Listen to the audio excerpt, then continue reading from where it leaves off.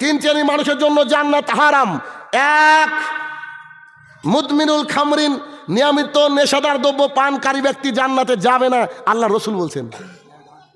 দুই, রাজুলাতা মিন নিসাই, পুরুষের বেশধারী নারী জান্নাতে যাবে না। বলেন পুরুষের বেশধারী কাকে বলে? জি, শাহিনুর রহমানের বক্তৃতা খুব শুনেন, বুঝতে পারছি। পুরুষের বেশধারী নারী মানে পুরুষের মতো জিন্সের প্যান্ট পরেছে, টি শার্ট পরেছে, চুল কেটে ছোট করে নিয়েছে, একেবারে ছেলেদের মতো করে নিয়েছে, একেবারে ছেলেদের জুতা স্যান্ডেল পায়ে দিয়ে যায়, পেছন দিক থেকে বুঝাই জানা না মেয়ে না ছেলে।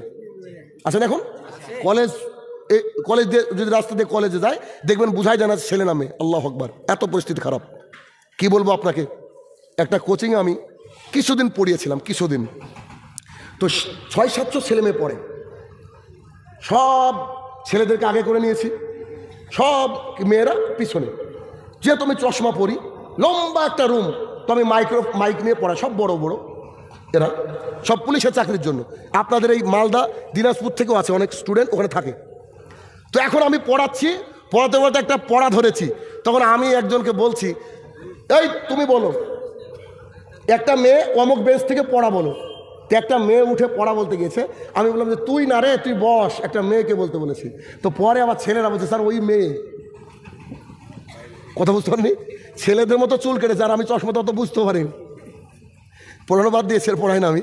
চিন্তা করেন, আপনি কল্পনা করেন, মানে ছেলে কি মেয়ে এটা বোঝাই মুশকিল এমন। দুই, রাজুলাতা মিন নিসাই, পুরুষের বেশধারী নারী জান্নাতে যাবে না।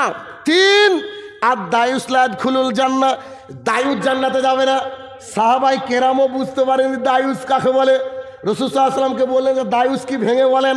মুহাম্মদ সাল্লাল্লাহু আলাইহি ওয়াসাল্লাম হচ্ছে আল্লাহ জিকরুপে হালাল খাবাস, যার বাড়ির মহিলারা বেপর্দা, যার বাড়িতে টিভি সিরিয়াল চলে, যার বাড়ির মানুষরা হচ্ছে বেহাইপনার মধ্যে লিপ্ত, তার নাম হচ্ছে দায়ুস। তাহাজ্জুদ পড়ে, ওর নাতির বিয়ে, ওর নাতনির বিয়ে, ওর ছেলের বিয়ে, তো ডিজে বাজছে। চাচা আপনি বলে হজ করে এসেছেন, তা আপনার বাড়িতে ডিজে বাজছে কেন?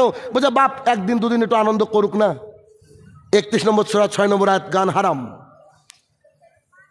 অথচ ও দাঁড়িয়ে রেখে বলছে যে চলুক না, একটু আনন্দ করুক, বাচ্চারা করছে। তো বাচ্চারা যে করছে, আল্লাহ রাসূল সাল্লাল্লাহু আলাইহি ওয়াসাল্লাম ভবিষ্যৎবাণী করে গিয়েছে যে যখন গায়ক বেড়ে যাবে, নায়িকা বেড়ে যাবে, বাদ্যযন্ত্র বেড়ে যাবে, আকাশ থেকে 3টে আল্লাহ আযাব পাঠাবেন, গজব পাঠাবেন। তার মধ্যে একটা হচ্ছে ভূমিকম্প, একটা হচ্ছে ভূমিকম্প। তাহলে কি, খুব সাবধান মহিলাদের ব্যাপারে।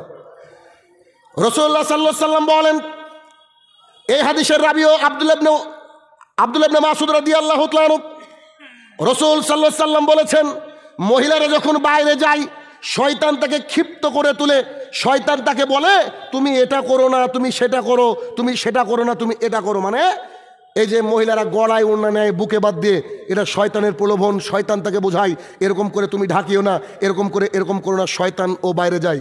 রাসূল সাল্লাল্লাহু আলাইহি ওয়াসাল্লাম মধ্যে একজন মহিলা শয়তানের বেশে আসে, শয়তানের বেশে যায়। আব্দুল্লাহ ইবনে মাসউদ রাদিয়াল্লাহু তাআলা আনহু বলেন, রাসূল সাল্লাল্লাহু আলাইহি ওয়াসাল্লাম বলেছেন, পুরুষ যদি বাইরে যায়, চট করে যদি তার কোনো চোখ কোনো নারীর দিকে চলে যায়, যদি সেই মহিলাকে তার ভালো লেগে যায়, এক দেখায় হয়তো দেখে ফেলেছে কাছে কাছে, যদি ভালো লেগে যায়, সে যেন তার স্ত্রীর কাছে আসে এবং যৌন চাহিদা মিটায়, নইলে সে ব্যক্তি পথভ্রষ্টতার মধ্যে নিমজ্জিত হবে। এই জন্য রাসূল সাল্লাল্লাহু আলাইহি ওয়াসাল্লাম হাদিসে নয় বরং আল্লাহ সুবহানাহু ওয়া তাআলা হুবহু কোরআনে বলেছে সূরা নূরের মধ্যে যে পুরুষরাও পর্দা করবে, মহিলারাও পর্দা করবে। কেমন? ওই যে নিচে পায়ের দিকে তাকিয়ে হাঁটবে, দম্ভ ভরে চলবে না। শুধু নারী পর্দা করবে এমনটা নয়, পুরুষও পর্দা করবে। পুরুষের পর্দা কি? সে চোখ নামিয়ে নেবে, কারণ বেগানা নারী দেখে যদি আমার চক্ষুকে শীতল করি তো আমার জন্য জান্নাত জুটবে না। খুব কঠিন একটা জায়গা, খুব কঠিন একটা জায়গা। এই জন্য রাসূলুল্লাহ সাল্লাল্লাহু আলাইহি ওয়াসাল্লামের কিছু কঠিন বাণী রয়েছে, তার মধ্যে একটা কঠিন বাণী হচ্ছে, আবু হুরায়রা রাদিয়াল্লাহু তাআলা আনহু বলেন, রাসূল সাল্লাল্লাহু আলাইহি ওয়াসাল্লাম বলেছেন, শোনো, বনী ইসরায়েলদের মধ্যে সর্বপ্রথম ফিতনা শুরু হয় নারী নিয়ে। আমি মারা যাওয়ার পর সবচেয়ে বড় ফিতনা যা দেখবা তা হচ্ছে টাকা নিয়ে আর নারী নিয়ে। দেখেন, এই দুটো জিনিস নিয়ে সবচেয়ে বেশি ফিতনা আল্লাহর দুনিয়াতে। অতএব বনী ইসরায়েলদের মধ্যে ফিতনা শুরু হয় নারীতে, আমাদের মধ্যে দেখেন ফিতনা হচ্ছে কি নিয়ে? টাকা এবং নারী। অতএব কলিজার টুকরা ভাই এবং বোনেরা, নিজের শরীরের মূল্যকে বুঝতে হবে, নিজের স্ত্রীকে, নিজের মাকে পর্দা করাতে হবে, বুরখা পরাতে হবে। কি কারণে বোরখা পরাবেন, কি কারণে পর্দা করাবেন? এ দেখেন, এ হাদিস শুনেন তো। আবু হুরায়রা রাদিয়াল্লাহু তাআলা আনহু বলেন, রাসূল সাল্লাল্লাহু আলাইহি সাল্লাম বলেছেন, গোটা দুনিয়াটা হচ্ছে সম্পদ, গোটা দুনিয়াটা হচ্ছে সম্পদ, গোটা দুনিয়াটা হচ্ছে সম্পদ। তার মধ্যে উন্নততর সম্পদের নাম হচ্ছে আল মারাতুস সালেহা, নেককার বিবি। গোটা পৃথিবীকে বিক্রি করে দিয়ে একদিকে রাখলেন, আর আপনার স্ত্রীকে এক পাল্লায় রাখলেন, আপনার স্ত্রী গোটা পৃথিবীর চেয়ে ভারী হয়ে যাবে।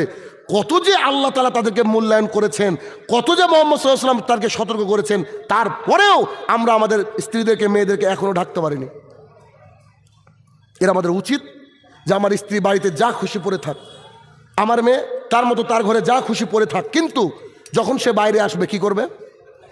পর্দা করতে, একেবারে 100% পর্দা করতে হবে। পর্দা ছাড়া তার নিস্তারের জায়গা নেই, কারণ পর্দা করা ফরজ, এটা সবাই বুঝে, কিন্তু পর্দা করাতে পারে না বেশিরভাগই মানুষ করাতে পারে না, কিন্তু পর্দা করতে হবে। এই দেহ আজকে যে গরমের কারণে পর্দা করে না, জাহান্নামের আগুন বিভৎস, পৃথিবীর আগুনের চেয়ে আরো 69 গুণ বেশি হচ্ছে জাহান্নামের আগুন, যার রং হচ্ছে কালো। অতএব খুব সাবধান, পর্দা করতে হবে। এরপরে রাসূলুল্লাহ সাল্লাল্লাহু আলাইহি সাল্লাম বললেন, ওয়াকসুরান নিসা, নারী বেড়ে যাবে। নারী বেড়ে যাবে মানে আপনি আল্লাহর জমিনে চলতে পারবেন না। এখন এত নারী, কেমন? মোবাইলে ব্যালেন্স শেষ, আজকে পড়েছেন কেটে গিয়েছে, ফোন করে যখনই জানতে চাইছেন ওখান থেকে এটা নারী কণ্ঠ বেশি আসছে। রেলের টিকিট কাটবেন, ওখান থেকে নারী কণ্ঠ বেশি আসছে। আপনি একটা শপিং মলে গিয়ে ছেলের জন্য শার্ট কিনবেন, ওখানে গিয়ে দেখছেন নারী। মানে মুদিখানার দোকানে তাও দেখবেন নারী, কাজ করছে মাঠে তাও দেখবেন নারী। মানে শুধু নারী আর নারী, নারী আর নারী, একেবারে 6 লাভ হয়ে গেছে নারীতে। অথচ নারীদেরকে আল্লাহ তাআলা কি বলেছেন? ওয়াকারনা ফি বুয়ুতিকুন্না, আই শোনো, তোমরা বাড়ির মধ্যে থাকো, বাড়ির মধ্যে থাকো। খবরদার, জাহালাতের যুগের মতো নিজেকে দেখে বেরিয়েও না, জাহালাতের যুগের মতো নিজেকে দেখে বেরিয়েও না। অথচ আমাদের মা বোনেরা কি করে? বাড়িতে পরে থাকবে নাইটি, যেটা স্বাধীনতার সময় কেনা হয়েছিল, বুঝলেন? মানে অনেক আগে কিনা ছিল, ওটা পরে থাকবে। যেই বাজারে যাবে, যেই ভোট দিতে যাবে, এত সুন্দর করে সেজেছে। আরে ও স্বামী কিনে দিয়েছে, মোহরানা ওই দিয়েছে, ওকে দেখা সৌন্দর্য। পাড়ার লোক কেন সৌন্দর্য দেখবে? পাড়ার লোক তো খালি বোরখা দেখবে, কালো একটা বোরখা হেঁটে যাচ্ছে, এটাই দেখবে ব্যাস। মিস্টার সালাদিন নামে একজন বিখ্যাত ব্যক্তিত্ব, তিনি বলছেন, if you want to destroy this society without war, food there adultery. তিনি বলছেন, এই সমাজটাকে যদি ধ্বংস করতে চাও যুদ্ধ ছাড়া, তাহলে নারীদের পোশাক খুলে নাও, সমাজ এমনি ধ্বংস। টিকটক, শর্ট ভিডিও, রিলস একটা সমাজকে একেবারে শেষ করে দিয়েছে। মসজিদে বসে হুজুরও টিকটক দেখছে, আউযুবিল্লাহ। কি পরিস্থিতি বলছেন আপনি? আছেন কোথায়? ইহুদি খ্রিস্টান আমাদেরকে একেবারে কোণঠাসা করে দিয়েছে, এমন কিছু একটা ধরিয়ে দিয়েছে হাতে, কিচ্ছু করার নেই। আর দিন রাত টিভি সিরিয়াল বাড়িতে এগুলো চলছে বাড়িতে।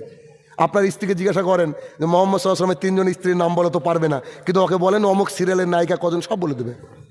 কবে বিয়ে হলো, কার সাথে কে, কোথায় কি ধরা পড়লো, সব বলে দেবে। এরকম পরিস্থিতি বর্তমানে। এরপরে রাসূল সাল্লাল্লাহু আলাইহি ওয়াসাল্লাম বললেন, ওয়াই কিল্লা রিজাল, পুরুষ কমে যাবে, পুরুষ কমে যাবে। পুরুষ নাই সমাজে, পুরুষ নাই। পুরুষের দিকে তাকালে আর পুরুষ মনে হয় না। কেন?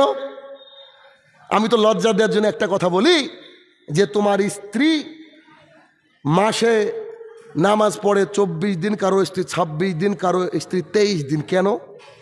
হয়তো মাসিক থাকে 5 দিন, 6 দিন, 7 দিন। তো কথাটা যদি এভাবে বলি যে 30 দিনের মধ্যে 6 দিন সলাত আদায় করতে পারে না আমাদের মা বোনেরা, কেন? মাসিক থাকে তাই। আর আমাদের কিছু ভাইয়েরা আছে, এদের সপ্তাহে 1 দিন মাসিক ভালো হয়, 1 বেলার জন্য, আর বাদ বাকি আবার জুমার দিনে আসর থেকে মাসিক শুরু।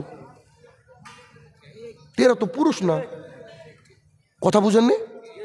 জুমার দিনে সকালবেলা উঠে গোসল করে, সাদা পাঞ্জাবি টুপি পরে, আতর মেরে মনে হচ্ছে করে নাজিল হলো আকাশ থেকে।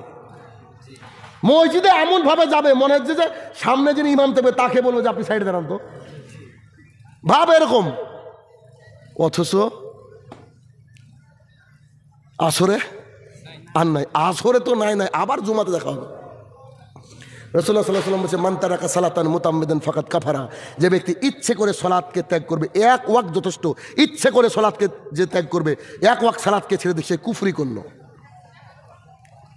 অথচ আমাদের মসজিদে ফজরগুলো দেখলে বোঝা যায়। আপনাদের ইমামকে আমি জিজ্ঞাসা করছি ফজরের উপস্থিতি কি, আপনাদের মসজিদে উপস্থিতি কি? বলছে সলাতে নাই। আমি বলছি আপনারা আহলে হাদিস? বলছে জি আহলে হাদিস। আহলে হাদিস নিয়ে যদি জান্নাতে যাওয়া যেত তাও তো বাঁচতেন গো।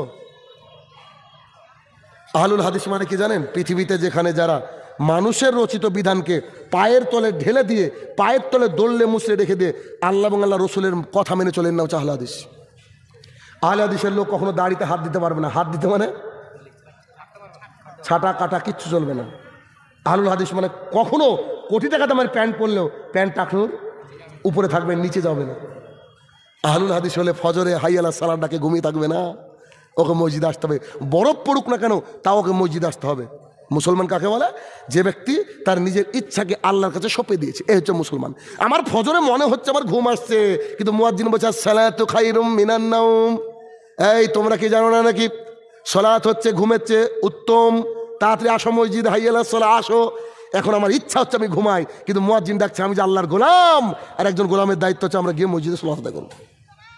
এই জন্য আমি শাহিনুর রহমান রাত 12টার পর বক্তৃতা করি না। অনেকে বলে যে রাত 12টার পর বক্তৃতা কেন করেন না? আরে ভাই, যদি 2-3 পর্যন্ত মানুষ জাগে, 1:30, 2, 3 অবধি জাগে, বলেন তো ওই ব্যক্তি ফজরে চালা পাবে? আপনার ফজর কাজা হলে আমি কেন বাস খাবো আল্লাহর কাছে? এখন শীতের রাত আলহামদুলিল্লাহ, সম্ভবত 5টা 5 বা 10, হ্যাঁ এখন মানে শীতকাল হচ্ছে মুমিনদের বসন্তকাল, জানেন? মানে দেখবেন দিনটা কি তাড়াতাড়ি চলে যায়, আর রাতটা তাহাজ্জুদের জন্য, রাতটা তাহাজ্জুদের জন্য। আমাকে আরো আগে দিলে খুশি হয়, কিন্তু মানুষ তো বোঝে না। আর এখনো যে একটা সিস্টেম হয়েছে কি, প্রধান বক্তা মানে সব শেষে, প্রধান বক্তা মানে শেষে, মানে আর কোনো রাস্তাই নাই, মূল আকর্ষণ। অথচ প্রধান বক্তার ওয়াজটাই বেশি শোনা উচিত, ঠিক না? কিন্তু মানুষজন থাকবে না, স্বাভাবিক কথা। কি করে থাকবে ভাই? সবারই তো ঠান্ডা আছে, মানুষের কারোর টিউশনি আছে, কারোর আগামী দিনে কোথাও ইনকাম করতে যাওয়া আছে, কারোর সন্তানকে স্কুলে পৌঁছানোর ব্যাপার আছে, নানান একটা ব্যাপার থাকে। এই জন্য আমাদের ওইদিকে আলহামদুলিল্লাহ 10টা 10:30টার উপরে আমরা বক্তৃতা করার চেষ্টা করি না। শেষ, যাও অজু করো, ঘুমে যাও, তাহাজ্জুদে পড়লে উঠো, নাহলে ফজরে উঠো, সালাত আদায় করো, আলহামদুলিল্লাহ, ব্যাস। এরকম সোসাইটি আমাদেরকে তৈরি করতে হবে। আর আমাদের এখানে 1-2 না, এদিকে না হলে এদিকে, আপনাদের এদিকটা দেখেছি প্রায় 2 দিন করে জালসা হয়, প্রায় জায়গায়, এদিকে কালিয়াচক, মালদার প্রায় জায়গায় 2 দিন করে জালসা, মানে মজা মজা। অতএব বক্তৃতা আর লম্বা করবো না। একটা হাদিস দিয়ে আপনাকে কত হাদিস শুনিয়েছি আমি গুনিনি, প্রচুর হাদিস আপনাকে শোনালাম। আমাদের সোসাইটিকে পরিবর্তন করতে হবে। সম্ভবত মসজিদের উন্নতিকল্পে জলসা, তাই না? এটা মসজিদে, যেহেতু এটা মসজিদের উন্নতিকল্পে জলসা, শেষ একটা আবেদন আমি করব আমার তরফ থেকে। এটা আমাকে কেউ বলেনি, আর কেউ বলেও না। আল্লাহর ঘর মসজিদে দান করলে ওটা আপনার নিজের অ্যাকাউন্টে থাকবে, কথা বুঝছেন কিনা? তাই আপনার টাকা আপনি দিলেন, আর আমি আপনার জন্য দোয়া করলাম, আর কবুল হয়ে গেল, এই হিসাব মিথ্যা হতে পারে, আবার নাও হতে পারে। আপনি যেটা দিবেন, যে নিয়াতে দিবেন, আল্লাহ যদি মনে করেন আপনাকে ওই নিয়াতের উপরে রাখবে, তো আল্লাহ আপনাকে রেখে দেবে। কথা ক্লিয়ার বুঝতে পারলেন আমার? অতএব বক্তৃতা শেষ, আর আলোচনা করব না। আপনারা আসেন একেবারে শেষ প্রান্তে, যে